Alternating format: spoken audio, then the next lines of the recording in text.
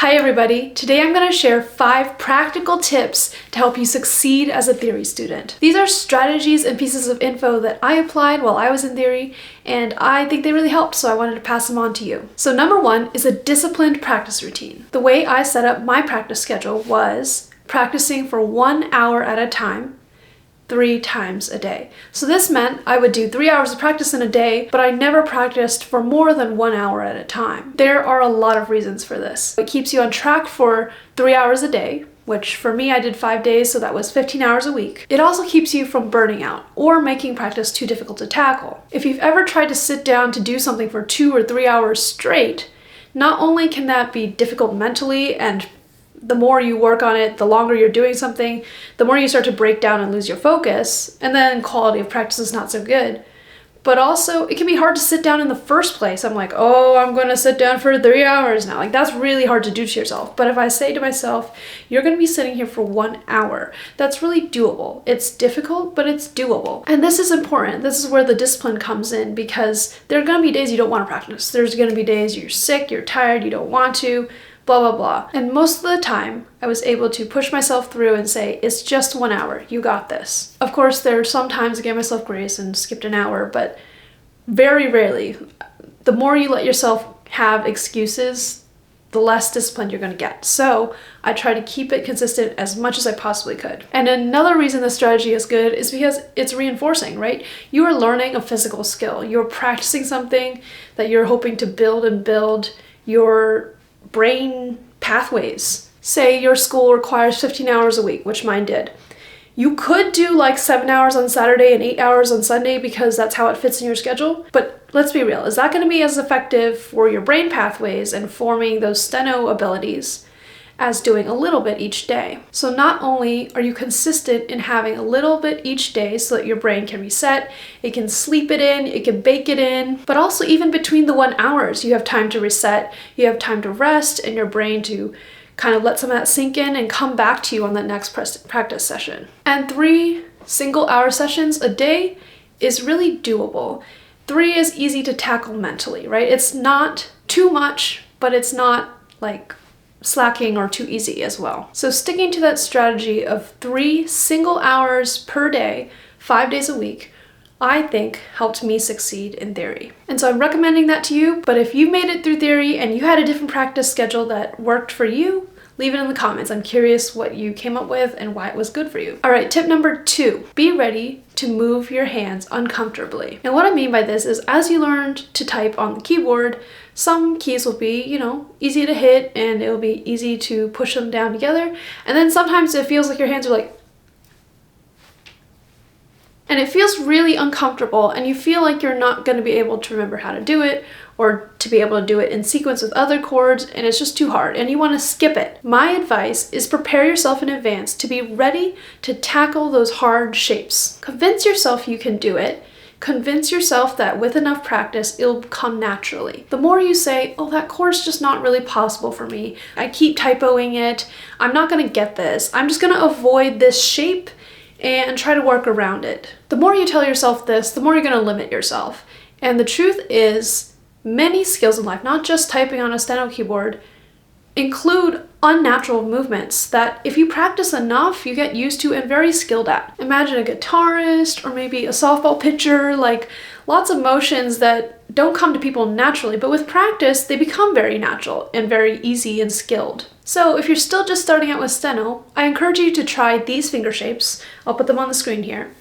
And see how weird they feel. Can you convince yourself that you're going to be good at these and you're going to be fast at these? And take it from me, these felt terrible at first, but now they're just as easy as any other chord. Believe in yourself and take it from people who have come before you that they can do it, and know that you can do it too. Don't let something like this that seems difficult at first trip you up or even make you give up, because in no time, these are going to be no problem for you as long as you push through. Tip number 3, and this is going to be about briefs. And these are just some small tips that I've heard about theories and how they work on the board, and will give you a better sense of how you can form briefs or where the empty spaces might be in your board. As you go through the alphabet and you're learning the steno basics, you'll find there's different vowels.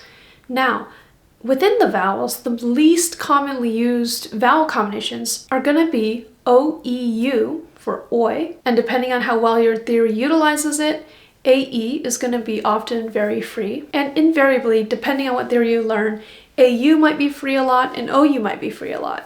So think of those as possible empty spaces you can search for using briefs. A lot of people like to use OI or AE on their briefs. Also, another tidbit of information that I heard when I first started, I found the word strength difficult to type at first because of the asterisk with the NGT shape on the right hand. I was like, this is really uncomfortable. Going back to the number 2. But I was told that actually the only 2 words that are even spelled like that in English are strength and length. So you can just brief them. This is just a random tidbit for you, for your briefs in your dictionary. So strength and length, instead of using an asterisk or whatever else you might be using, I just use ENG on the right hand. So it turns into strang and lang. Of course, now I'm really good at NGT and it's really no problem if I wanted to write strength and length with all the way to the T. But just for old time's sake, I like to keep my briefs. Okay, tip number 4 is drill your lists. And what I mean by this is I would keep lists of words in Excel spreadsheets and they would have the English translation and the steno. And you could just write through these on your keyboard. You could just go through the list and type them.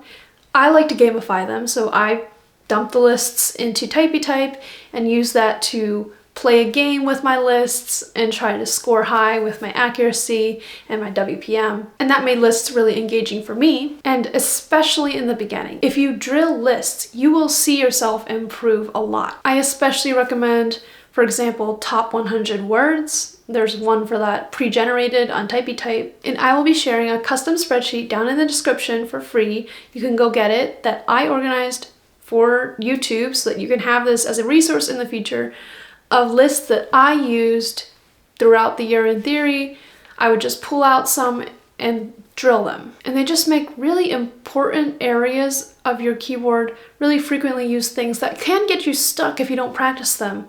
They just make it more fluent for you and make it far easier to just fly through things that are really common. So for example, I've included lists like the every words or the any words or the self words. There's also states, there's members of the family, there's days of the week. It was really helpful to have these systemized and organized in groups for me, also baking them into my head in groups. But they're also really frequently used words that you should just have mastered. Learning steno and learning theory has a lot of emphasis on getting you to be able to instantly translate sounds into steno strokes and being able to transcribe anything you hear, even if you've never heard the word before. And that's really important. But in my experience, learning basic steno, learning the bulk of the words that makes up like 80% of our language, the most frequently used words, you've got to have those down closer to memorization than it is like, let me hear that and translate it. It's more like having them memorized. So I would recommend drilling these lists. And one thing our school also had us do was keep a hesitation list. So as soon as you run into a word that you're writing in your practice and you have trouble with, you add it to your list and you have to practice that over and over again until you think it's good and you can take it off. Personally, I would just write down my stuff for the week. I would add it to my practice list and it would be there with maybe 3 other weeks of stuff, and then I would take off the oldest week and then I would add the new week. So I would usually change out my list on a weekly basis. You can see me do this in my weekly reset vlog. I don't think I really explained it though. But I have to say, lists are a lot of maintenance. Like, you've got to get in there and decide what you're typing for each word. You've got to edit your strokes, you got to edit your dictionary, you got to maintain your lists, you got to look at them, and you have to practice the words you said you would. It's a lot of extra time to actually even form the lists and get them ready for you to practice on. So I know it's like a lot of extra energy, but it's worth it. I really think this really helped me. It really helps with briefs. It really helps with just getting the hesitation out. All right, and here's my 5th and final tip. And this is on your mindset. Always be taking steps to become future you.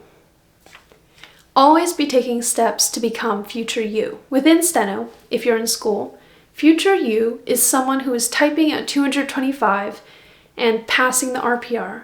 Future you is someone who's working in court and getting every word down.